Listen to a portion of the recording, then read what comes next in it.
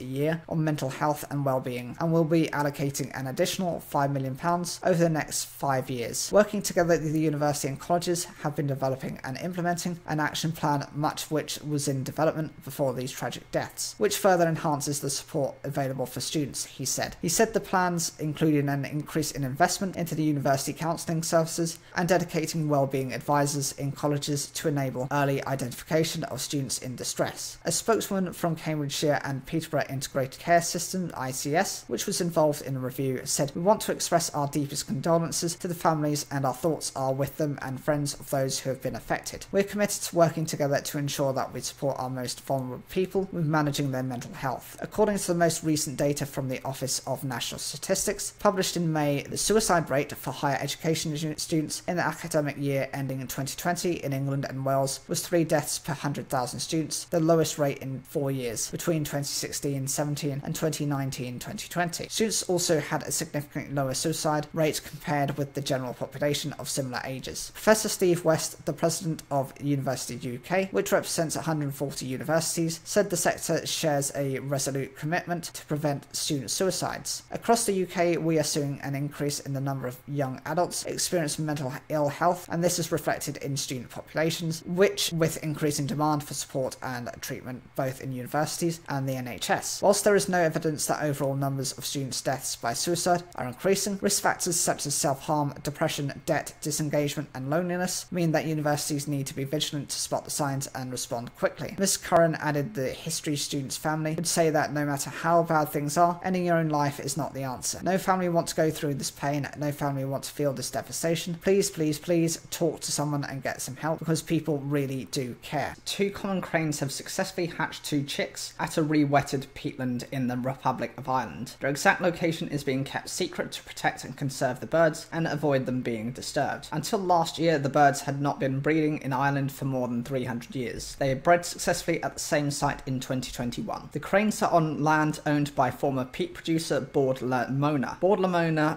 said the pair returned and hatched the chicks several weeks ago, adding that a 3rd crane is using several other sites. Their ecology team believes 3rd young adult may have been a chick from the original pair of cranes or an Irish-bred bird. In January 2021, Bord La Mona ceased peat harvesting for good and has been rehabilitating thousands of hectares of boglands, re-wetting the drained sites. Work on another 19 sites is commencing this year. In the UK, cranes had their most successful year in 2021 since the 17th century, experts said. Lead ecologist at Bord La Mona, Mark McCorry, told RTE, it is particularly significant that these are some of the first cranes born here in centuries. He said it showed the right conditions for the birds had been created. Getting to see this bird slowly flying low over the new wetlands has been a highlight for me this year. The scientific name of the common crane is grosgros, and it is also known as the Eurasian crane due to its distribution across northern Europe through to eastern Siberia. It is also one of the loudest birds in the UK, with a piercing honking call. Cranes are omnivores, eating a range of invertebrates, small vertebrates, and plant seeds, roots, and shoots. The birds are quite vulnerable to disturbance, particularly during the breeding season. In the wild, cranes normally live for about 20 years, though they have been known to reach 40 years old. Health warnings have been issued across the UK as temperatures are predicted to top 33 Celsius. Level 3 heat health alerts are in place across the south, the Midlands, and eastern parts of England, where temperatures are soaring. The Met Office is advising people to stay indoors over lunch and to drink plenty of fluid to cope with the heat. Parents are also being encouraged to limit their children's exposure to the sun. The heat health alerts are expected to stay in place until next weekend. Met Office forecaster Greg Dewhurst said it could possibly be the hottest day of the year so far on Monday. Heat waves are becoming more likely and more extreme because of climate change. Mr. Dewhurst said central, southern, and eastern parts of England could possibly see maximum heights of 33 Celsius, but for most it will be dry and sunny and well into the high 20s. The forecaster also warned temperatures could remain high overnight going into Tuesday, remaining in the low 20s in cities, so many may experience an uncomfortable night. The UK's highest temperature so far this year was 32.7 Celsius, recorded at London's Heathrow Airport on the 17th of June. Scotland and Northern Ireland had their hottest days of the year so far on Sunday. Aboyne in the Highlands hit highs of 27.3 Celsius, while Derrylin in County Fermanagh reached 24.3 Celsius. Sweltering temperatures are also affecting the north of England, with Manchester set to reach a high of 28 Celsius by mid-afternoon. Dr. Agostino Sousa from the UK Health Secretary Agency UKHSA has urged people to stay hydrated and try to find shade when the rays are strongest between noon and 3 p.m. The agency said the elderly, people with underlying health conditions, and those who live alone are particularly at risk. It suggests people shade or cover windows exposed to direct sunlight, check fans and fridges are working properly, and that medicines are correctly stored. The Met Office declares a heatwave when it records at least 3 days in a row with maximum temperatures exceeding a set temperature, which varies in different areas of the country. The UK's 4-level heat health system highlights the potential health impacts of high temperatures. Rail passengers in the West Midlands are facing disruptions to some services, with an operator blaming hot tracks. High track temperatures meant fewer trains could run because of a speed restriction, West Midlands Railway has said. Some weather models are predicting extreme heat for the UK next weekend, but BBC weather presenter Sarah Keith-Lucas said it is much too early to call. In some cases, temperatures above 40 Celsius are being predicted in southern England. This is the first time we've ever seen UK temperatures above 40 Celsius appear in computer output, even if it is only a tiny possibility. The world has already warmed by about 1.1 Celsius since the Industrial industrial era began in the later half of the 18th century, and temperatures will keep rising unless governments around the world make steep cuts to emissions. In England, there were 2,500 excess deaths in the summer of 2020 as a result of hot weather, while heat-related deaths in the UK could treble in 30 years, says the British Red Cross. Heathrow Airport has apologised to passengers caught up in recent travel chaos, but has warned that more flights could be cancelled this summer. In addition, the UK's largest airport has asked airlines to remove 61 flights from Monday's schedules as it seeks to cope with soaring demand. It is the latest schedule intervention Heathrow has undertaken. Heathrow boss John Holland Kay said the airport would request further action if necessary. Tens of thousands of passengers have been affected by disruption at UK airports and flight cancellations in recent months as the industry struggles to recruit staff after shedding jobs during COVID lockdowns. The problem was particularly bad during Easter and the Platinum Jubilee and school half-term holidays. The government and the aviation regulator wrote to carriers last month telling them to ensure their summer timetables were deliverable. Heathrow has apologised to passengers affected by long queue times, delays for passengers with reduced mobility, bags not travelling with passengers, or arriving late at times in recent weeks. But it insisted most passengers had a good level of service, despite resourcing challenges at the airport, airlines, ground handlers, and government agencies. Mr. Holland Kay said, "I am very proud of the way that our team is rising to the challenge of growth and giving excellent service to the vast majority of passengers. However, we have already seen times recently when demand exceeds the capacity of the airport, airlines, and ground handlers. We will review the schedule changes that airlines have submitted in response to the government's requirement to minimise disruption for passengers this summer, and will ask them to take further action if necessary." Heathrow said it had asked airlines to remove 61 flights from Monday's schedules because more passengers are expected in Terminals 3 and 5 than the airport can currently serve. Previous schedule interventions happened following problems with the baggage system and because more passengers were expected than security staffing could cope with. Heathrow said nearly 6 million passengers used the airport in June. The entire aviation sector has struggled to bounce back from the pandemic, during which it cut thousands of jobs as the industry ground to a halt. Now that travel has resumed, airlines are seeking to put on almost as many flights as they did before COVID, while finding it difficult to rehire workers. According to aviation analytics firm Cerium, the number of last-minute flight cancellations from the UK was up 188% in June 2022 compared to June 2019 before the pandemic.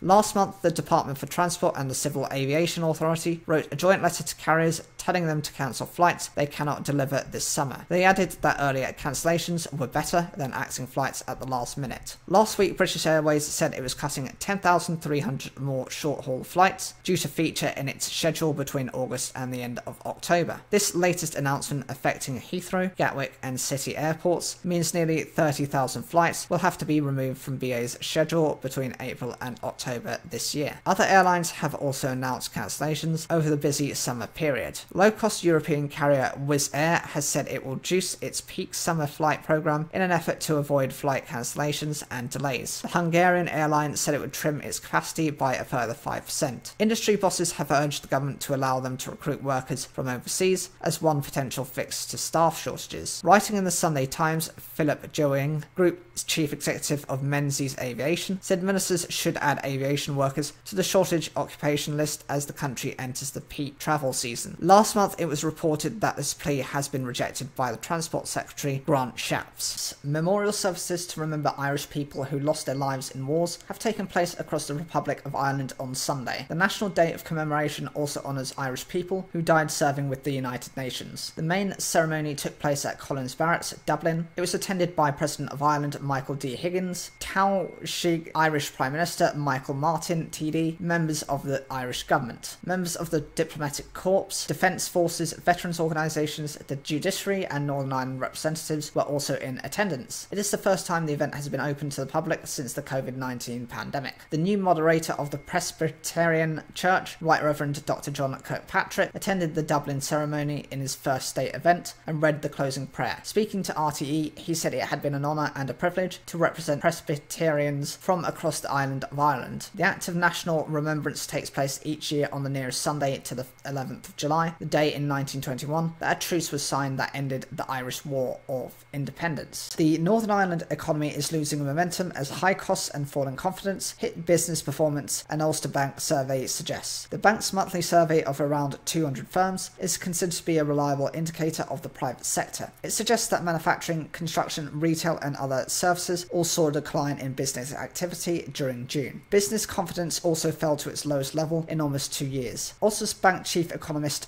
Richard Ramsey said the cost of living crisis had already become increasingly evident in May, with a slump in retail demand, with this trend continuing in June. He said June also appeared to have been a poor month for manufacturing, with sharp falls in business activity and new orders. Anecdotal evidence indicated that the main factor underlying falls in both output and new business was sharply rising prices, with customers increasingly hesitant to commit to new projects, he added. Last week, official data suggested that the output of the economy in Northern Ireland reached a 15-year high in the first quarter of this year. However, economic conditions have deteriorated since then as businesses and consumers attempt to deal with rapidly rising prices. The Bank of England has warned the UK faces a sharp economic slowdown this year. The bank's policymakers expect the UK economy to shrink rather than expand in the final 3 months of the year. It also expects the economy to contract by 0.25% in 2023, down from its previous forecast of 1.25% growth. Russian gas supplies to Germany via the Baltic Sea pipeline Nord Stream 1 have been halted for 10 days. The pipeline's Russian-backed operators say the move is because of annual maintenance work, but German ministers believe the shutdown is politically motivated to put pressure on Berlin. Last month, the German economy minister Robert Habeck said Russian President Vladimir Putin was using gas as a weapon in response to EU sanctions. In mid-June, Russia's state gas firm Gazprom cut gas flows through Nord Stream 1 to just 40% of the pipeline's capacity. It blamed a delay in the return of equipment being serviced by Germany's Siemens Energy. The Canadian government says it will now return a repaired Siemens turbine to Germany for the pipeline. That move angered the Ukrainian government, which accused Canada of adjusting the sanctions imposed on Moscow to the whims of Russia. Canada says it is granting Siemens Canada a time-limited and revocable permit to send repaired turbines back to Germany despite the sanctions. Germany's government is worried that gas supplies could be reduced or cut permanently. The pipeline shutdown is also affecting Italy, where energy group Eni said it would receive about a third less gas from Russia's Gazprom on Monday compared with average volumes supplied over the past few days. The head of the International Energy Agency, Fatih Birol, has warned that Russia may cut off gas supplies to Europe entirely and that Europe needs to prepare now. Russia has already cut gas supplies to Poland, Bulgaria, the Netherlands, Denmark and Finland over their refusal to comply with a new payment scheme. Since Russia's invasion of Ukraine in February, Germany has reduced its dependence on Russian gas from 55% to 35% and wants to stop using gas from Russia altogether. But if Russian supplies were suddenly cut overnight, this could tip Germany into a major recession, because entire industries rely on gas and most German homes use it for heating. Germany's gas storage facilities are currently about 64% full, German broadcaster ZDF reports. Industry experts quoted by German media say the chemical sector would be hardest hit by a gas shortage. It accounts for 50% of Germany's gas consumption, and disruption could lead to shortages of goods such as fertilizer, pharmaceuticals, detergent and cosmetics. German households and key services such as hospitals will be prioritised for gas supplies under a government emergency plan. Scientists hope patchworks of multicoloured crops will help hide them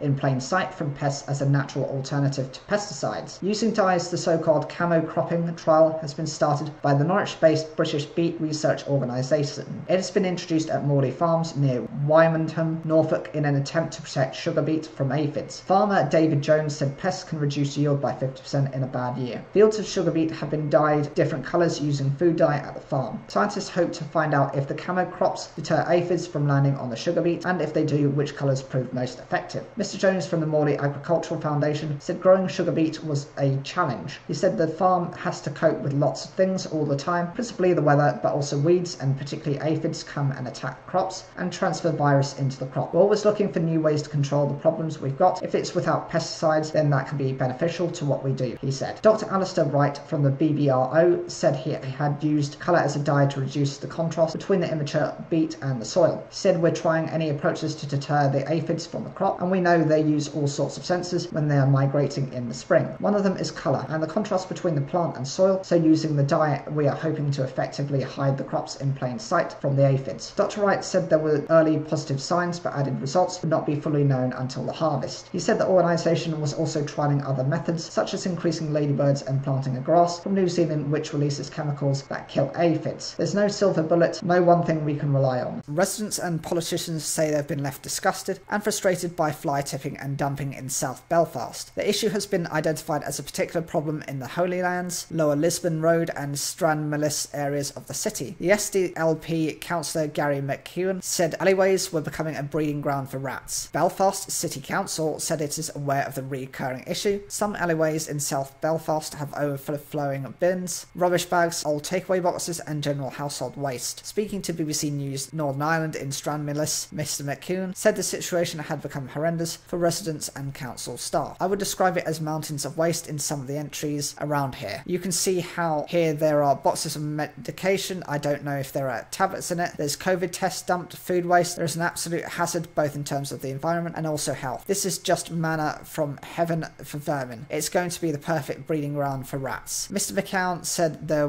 needs to be stronger enforcement from the local council for people who continue to dump waste. People need to realise that if they're doing this, then there are going to be consequences. So if that means the legislation needs to be changed, so fines are higher, then so be it. James Dalzell owned a shop on Stranmillis Road. He said he often arrived at work to the alleyway beside it full of rubbish. We've had rat issues in the shop because of the littering, and we have had to get in an exterminator. We spent £250 on it so far. It kind of disheartens you really because we try our best to keep the shop clean. We've decorated and done loads of work on it. Belfast City Council said additional inspections were being carried out in South Belfast as a result of the increase in house clearances and that it deploys significant street cleansing resources in the area. We also offer a free collection service for large household items like sofas and mattresses, the council spokesperson added. Members of Belfast City Council have set up a cleansing task force to review cleansing provision in both the city centre and local neighbourhoods. Sri Lankan President Gotabaya Rajapaksa has confirmed he will resign, the Prime Minister's office has said, after tens of thousands of protesters stormed the official residences of both men. Sri Lanka is in deep financial crisis, and the crowd say they won't leave until both men quit their posts. The Parliament Speaker had earlier said the President would resign on the 13th of July. Mr Rajapaksa, whose whereabouts are unknown, has not spoken publicly since his residence was stormed on Saturday. Sources have told the BBC he is on a naval vessel in Sri Lankan waters. He was moved to safety before protesters entered the presidential palace. The President has been blamed for the country's economic mismanagement, which has caused dire shortages of food, fuel and medicine for months. His resignation was first announced by the Parliament Speaker on Saturday, but many Sri Lankans responded with scepticism to the idea that he would relinquish power. On Monday, Prime Minister Ranil Wickremesinghe office said in a statement it had been informed by Mr Rajapaksa that he would be stepping down on Wednesday. But under Sri Lanka's constitution, his resignation can only formally be accepted when he resigns by letter to the Speaker, which is yet to happen. Prime Minister Wickremesinghe had earlier also said he would step down from his position. His house was set on fire during Saturday's unrest. At the President's office in Colombo, a huge queue stretches to the end of the road as thousands of people wait to see how their rulers have been operating. Men, women, children are all going to inside to have a look. The President's residence is one of the symbols of power in this country and one of the most protected buildings. These people believe that they have won, that people power has triumphed and in ousting the Prime Minister and President from power. But those things haven't happened yet, even though the President has indicated that he will formally step down on Wednesday. Unless he resigns formally, it is going to be a long drawn-out battle. Inside the occupied palace on Sunday, protesters were refusing to budge until the President leaves. I feel sad, said Nirosha Sudarshini Hutchinson, who was visiting the compound with her two teenage daughters. A man who was elected President in democratic way had to leave in such a shameful way. We are now ashamed of voting for him. Other politicians in Sri Lanka met on Sunday to discuss how to handle a smooth transition of power. The Speaker of Sri Lanka's Parliament told the BBC World Service News Hour programme a new cross-party coalition government would need to be formed within a week of the President officially stepping down. The next couple of days are going to be extremely uncertain times as to see what transpires politically. Political analyst and human rights lawyer Bhavini Fonseca told Reuters news agency, adding that it would be interesting to see if the two leaders actually resign. So in terms of how Sri Lanka is as a country, it was an island nation that's based off southern India. It won won independence from British rule in 1948, with three ethnic groups, Sinhalese, Tamil and Muslim, making up 99% of the country's 22 million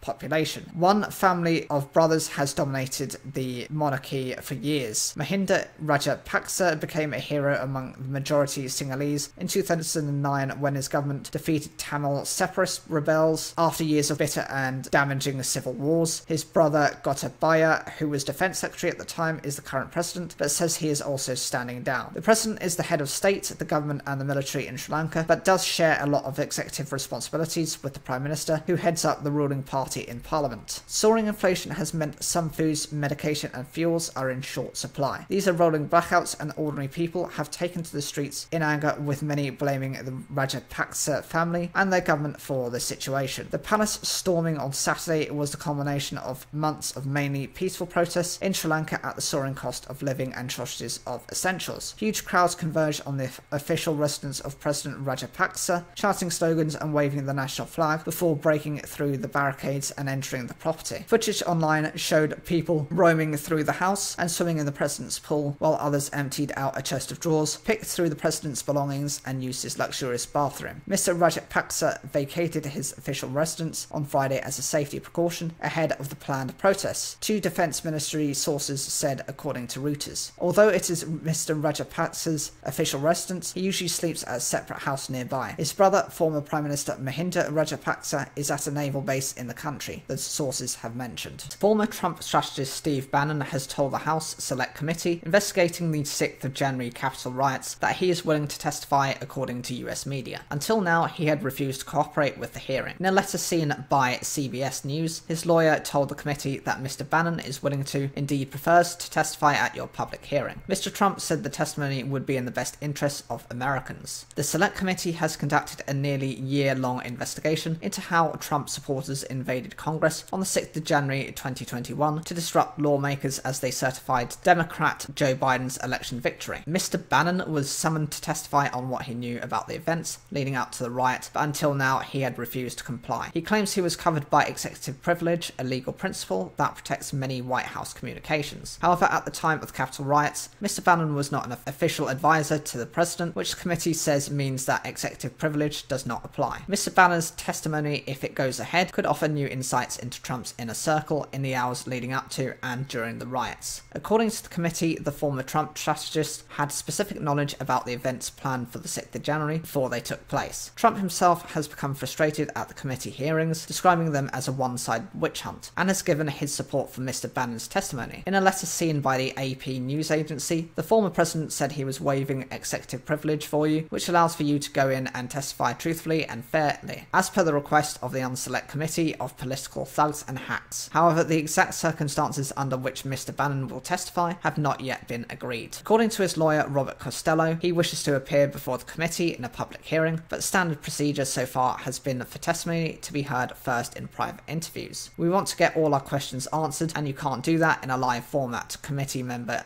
Zoe Lofgren, a Democrat, told CNN. Mr. Bannon is due to appear in court on the 18th of July on 2 charges of criminal contempt of Congress for previously refusing to testify and failing to submit documents. The boating community on Lough Erne says it's experiencing a quieter summer on the water, mostly due to soaring fuel costs. One hire operator says his business is down by as much as 2/3. Another said Northern Ireland's hire businesses are at a disadvantage since they can no longer use the cheaper red diesel for propelling their vessels, unlike their counterparts in the rest of the UK. John Patrick McColdin runs a cruiser hire company based in Irvinstown with a subsidiary in County Cavan. The average fuel bill has more than doubled. It's around £200 or £250 a week. The average week's hire is around £1,500, he says. Before £100 was not too bad, now you're looking at nearly another 20% on top of your hire. The average white diesel price is now 196 pence per litre, with red diesel at 99.14 pence. The UK government has banned the use of red diesel, which is standard diesel but taxed at a lower rate, in a number of sectors including construction and manufacturing in a bid to help meet its climate change targets. Red Red diesel is diesel that has been used mainly for off-road purposes, such as to power bulldozers and cranes used in the construction industry, or to power drills for oil extraction, according to a government policy paper. It accounted for about 15% of all the diesel used in the UK and was responsible for the production of nearly 14 million tonnes of carbon dioxide a year. However, the government allowed recreational boaters in England, Scotland and Wales to continue to use it. This was not extended to Northern Ireland due to Brexit obligations and to align it with the type of fuel used by pleasure craft in the Republic of Ireland. If you do a like-for-like comparison, that's a competitive disadvantage for us, Mr McAldin said. We have to abide by that, whereas the rest of the UK doesn't. It's here to stay until the Northern Ireland protocol's sorted out, which doesn't seem to be at any time soon. This business has benefited from the growth in staycations during the COVID-19 pandemic, when international travel was restricted, but that has since changed. We're getting a lot of cancellations, a lot more than other years, and I don't know if that's people are put off by the cost of fuel, or whether people are going away after COVID, he adds. Mark Pancott rents small pleasure craft in Enniskillen, catering to tourists and locals. Everything is very last minute with our customers. We have very few advanced bookings. This makes life difficult, particularly when organising staff numbers and payroll. Fuel costs are just an added headache along with everything else. The government has said, however, that it would introduce a new relief scheme under which private pleasure craft users in Northern Ireland would be able to claim a relief for the proportion of their fuel that would be used for non-propulsion. But recreational boater Conor Byrne from Enniskillen says the new rules only make an expensive pastime even more expensive. If an official comes and checks my boat for use of marked diesel, it will be positive as the boat has been using marked diesel for 20 years. To eliminate traces of the redundant fuel, Mr Byrne would need to deep clean or fully replace his tank. As his boat is of considerable age, he anticipates it would need to be custom made at huge expense. When I put diesel in the tank, I keep the receipt to show the official if they ever come to check, he adds. An HR Revenue and Customs spokesperson said the changes for diesel used in private pleasure craft in Northern Ireland would be monitored. HMRC activity focuses on detecting and deterring outlets for illicit fuel, with special units performing risk-based interventions throughout the fuel supply chain, as spokesperson adds. The Royal Yachting Association, RYA, the UK-wide governing body for sailing, campaigned against the banning of red diesel for vessel propulsion. It told BBC News Northern Ireland, RYA and RYA Northern Ireland continue to work closely with members of the sailing and boating communities, providing representation at government level and issuing advice on key issues, a spokeswoman said. Tennis at Wimbledon is very often a reminder of the sport's genteel past, the players in white outfits and strawberries and cream for the spectators. Yet there have always been bad boys, but their misdemeanours pale in comparison with that of one of the finalists in 1879. Let me introduce you to Vere Thomas St Leger Gould, the second son of an Irish baron. A very talented tennis player with reportedly a killer backhand, he made it to the 1879 final where he was defeated by the Reverend John Thornycroft Hartley. Gould was expected to win, but too much alcohol the night before, historians say, put pay to his hopes. After that, his life was downhill all the way. He was a gambler, a heavy drinker and an opium user. In 1891, he married a twice widowed French woman, Madame Marie Gelaudin, who also had her own addiction issues. The couple, who introduced themselves as Sir and Lady, eventually moved to the south of France, spending plenty of time in Monte Carlo's casinos. While the Goulds lost all their money at the roulette tables, they thought they had found a meal ticket in Danish widow Emma Levin in 1907. She lent the couple £40, a huge amount at that time, which they lost. There was a huge public fight with another of Mrs. Levin's hangers on, a Madame Castellazzi, seeking the return of the money. Embarrassed by the scandal, the Danish widow decided to leave Monte Carlo, but called in on the Goulds before her departure. There seems to have been a fight because when the police arrived at the Goulds' home, looking for the missing Emma Levine, who had been reported missing by Madame Castellazzi, they found blood stains on the wall, ceiling and furniture. They also found a dagger and butcher's knife covered in blood stains. In the meantime, the couple had left for Marseille, leaving a large suitcase and a handbag at the station with instructions that they would be forwarded to London. But a porter noticed the putrid stench and what looked like blood oozing from the suitcase. Unconvinced by the Gould story that the case contained dead chickens, the police were called and found the severed remains of Miss Levane. Vere Thomas St Leger Gould would soon exchange the tennis courts for the courts of law. He and his wife stood trial for the murder of Miss Levane. It was a prosecution case that Miss Gould had instigated the crime like a Lady Macbeth figure, and that he was easily manipulated as a contemptuous pity and a drink and debauched creature. Both were found guilty and justice served. She was sentenced to death by guillotine, but because there was no one available to carry out the sentence in Monaco, it was commuted to life in prison. She died of typhoid fever in prison in 1914. She was sentenced to life in prison on the notorious Devil's Island in French Guiana. He struggled there with frequent nightmares, suffering from withdrawal symptoms of both alcohol and opium. He died by suicide in 1909 at the age of 55. His story reminds us that while tennis may